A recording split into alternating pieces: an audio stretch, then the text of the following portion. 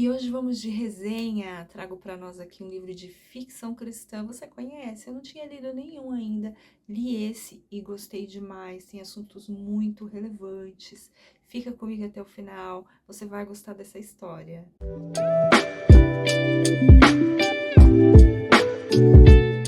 Olá, meu nome é Márcia. Sejam muito bem-vindos ao canal Reflexões.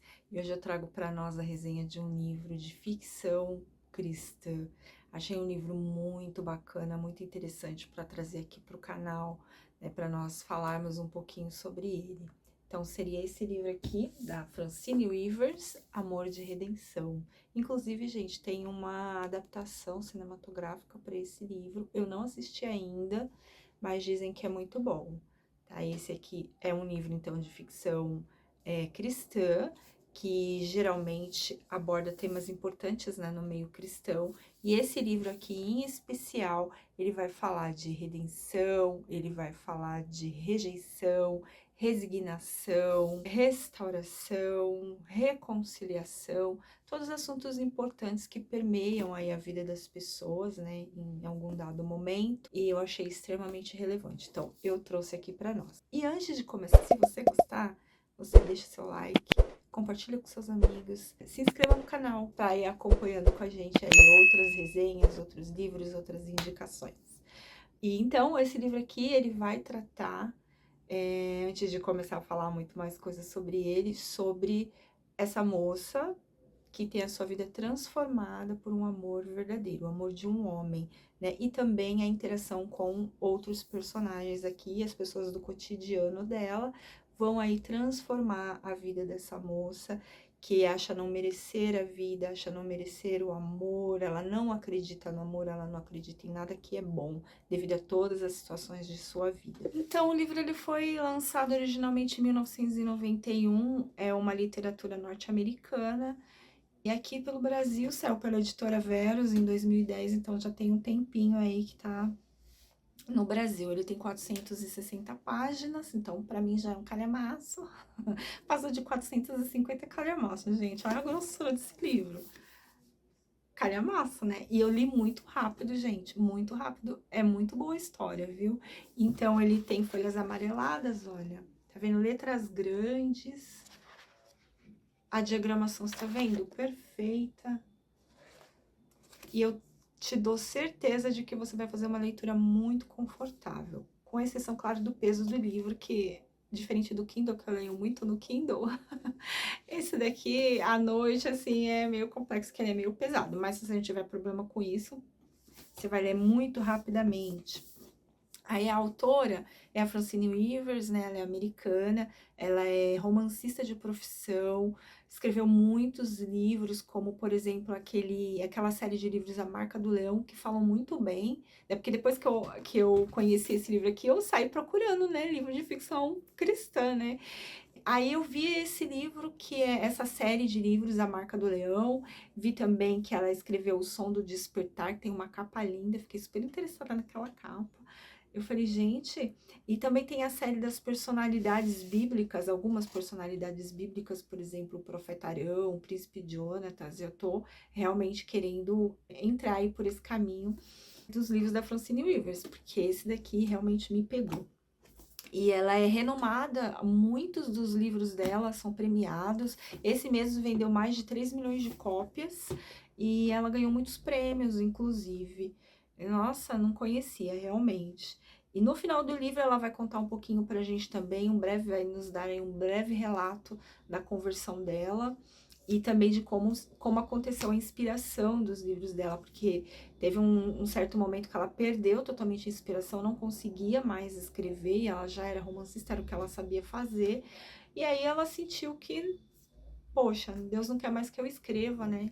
Então, vou parar por aqui. Parou, ficou um bom tempo sem escrever, e de repente a inspiração veio quando ela estava, acho que acredito, num estudo bíblico sobre Oséias. Aí ela achou a história linda, maravilhosa, e começou a escrever, e aí nasceu essa história. Aí eu até fui ler de novo, novamente, o livro de Oséias. Gente, que livro lindo. O livro de Oséias é um livro muito bonito.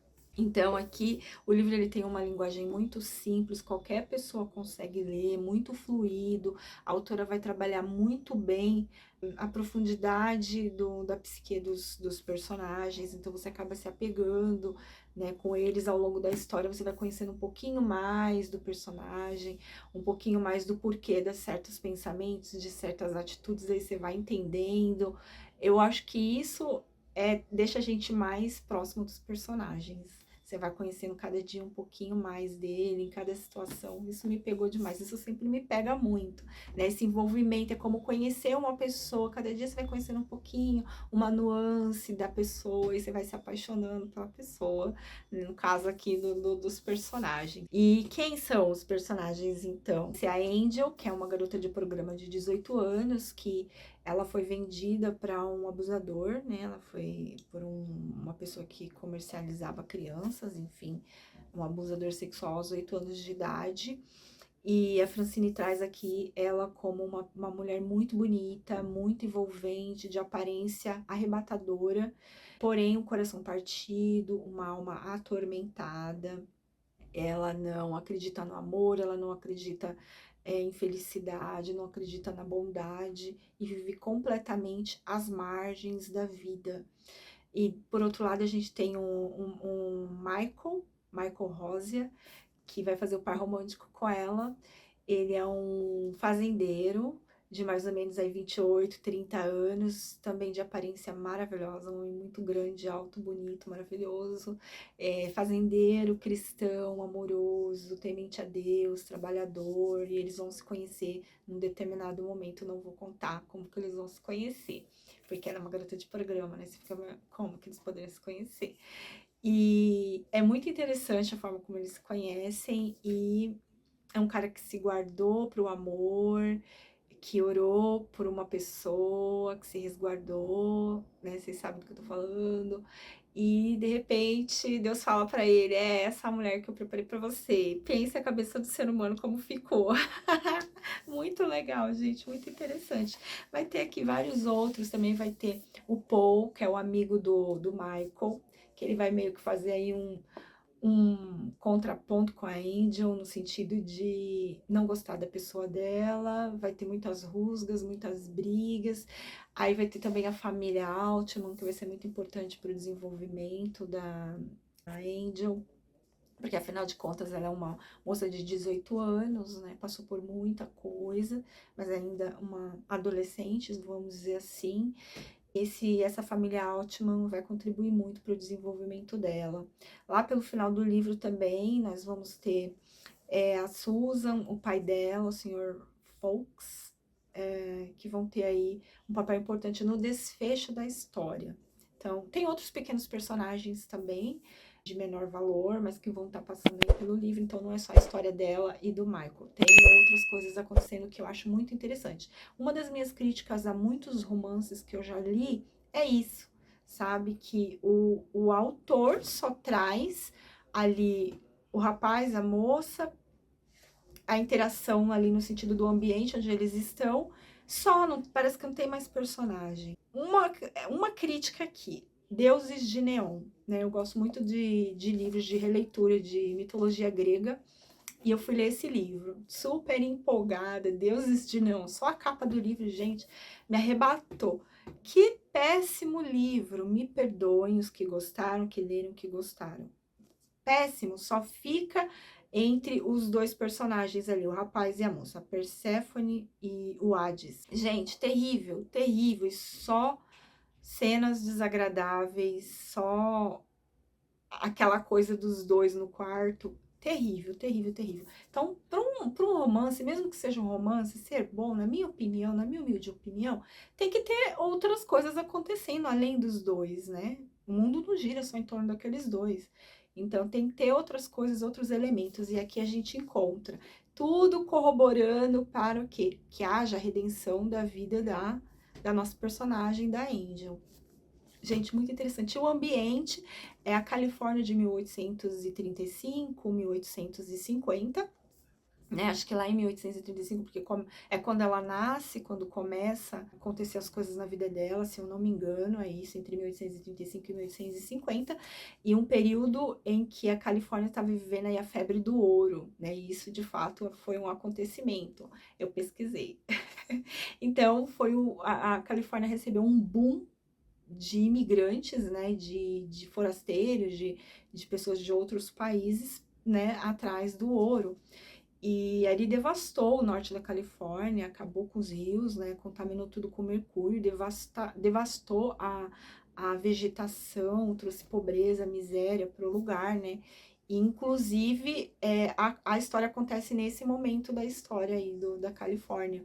E Paul, por exemplo, é um minerador. E a Angel trabalha na casa, ali numa casa de entretenimento para maiores de 18 anos, e a maioria, então, dos seus clientes vai ser, então, essas pessoas que vão trabalhar ali na mineração do ouro.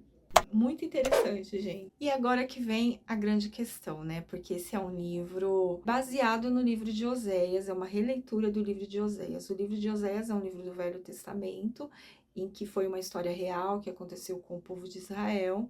Deus veio até esse profeta lá por volta de 750, 722 antes de Cristo, no reinado lá de Jeroboão, né, lá da cultura dos israelitas, foi de fato uma ocorrência. O que aconteceu? O povo estava muito desviado da presença de Deus, muito desviado mesmo, fazendo coisas que estavam entristecendo Deus. E esse é um ponto muito legal do livro de Oséias. Gente, leia o livro de Oséias, porque ali mostra como Deus ama o povo e como ele estava consternado dentro dele mesmo em perdoar aquele povo infiel, em amar independente da infidelidade de Israel, daquele povo, né? Que é o que acontece no livro. Porque se vocês verem as presepadas que Angel faz com o coitado do Michael, você fala, não, esse cara não existe, definitivamente. Por que esse cara não existe, gente? Porque ele está ali prefigurando a pessoa de Deus. E a Angel está prefigurando a humanidade, né? O povo de Israel, no caso, e das infidelidades dela. E aí Deus vem para Oséias, né? E fala assim para ele tomar uma mulher da casa de prostituição e se casar com ela, porque ele estava revoltado, não revoltado, mas eu entendi assim, que Deus estava revoltado com a transgressão do povo. Inclusive, tem um versículo aqui que eu vou ler para vocês, de Oséias, Oséias 4, em que ele fala assim para Oséias, olha, ouvi a palavra do Senhor, vós filhos de Israel, porque o Senhor tem uma contenda contra os habitantes da terra, pois não há verdade, nem benignidade, nem conhecimento de Deus na terra, ou seja, ninguém quer conhecer a Deus, ninguém quer, muita gente até fala que Deus não existe, né? Por que Deus não existe para essas pessoas? Porque elas não se colocam para conhecer. Será que Deus realmente existe? Será que ele é uma pessoa, né? Poxa, se eu sou feito à imagem e semelhança de Deus, a imagem, o homem, né? Então Deus é masculino. A imagem e semelhança no quê? Nas emoções, nos sentimentos, nas atitudes. Então vamos aprender a conhecer. Então Deus aqui está indignado porque ninguém se presta a conhecer a ele. Ó, só prevalece o perjurar, o mentir e o matar, e o furtar, o adulterar, ao homicídio em cima de homicídios. Então Deus ele está aqui dizendo que ele está chateado porque a pessoa não se presta a conhecê-lo, mas só faz maldade. Esse é um dos primeiros capítulos de Oséias, né? E depois tem um muito interessante, que ele fala assim, no capítulo 7, versículo 13. Ai deles, porque fugiram de mim, destruição sobre eles, porque se rebelaram contra mim. E eu os remi, mas disseram mentiras contra mim. Ou seja, Deus tem suas próprias formas de trabalhar na vida do ser humano, ajudando o ser humano nas suas súplicas interiores, né? Deus sempre ali fazendo por nós, seres humanos, e o ser humano vai se distanciando de Deus. Então, o livro de Oséias é meio que uma reclamação de Deus para com Oséias, né? E ele estava meio revoltado. Aí, no capítulo 11, claro, gente, que isso daqui não é um estudo, é uma percepção da minha leitura, tá?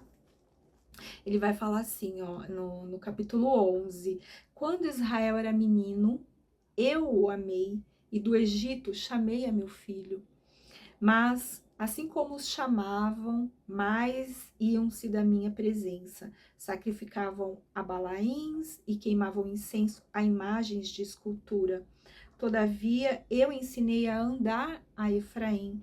Tomei-os pelos seus braços, mas não conheceram que eu os curava.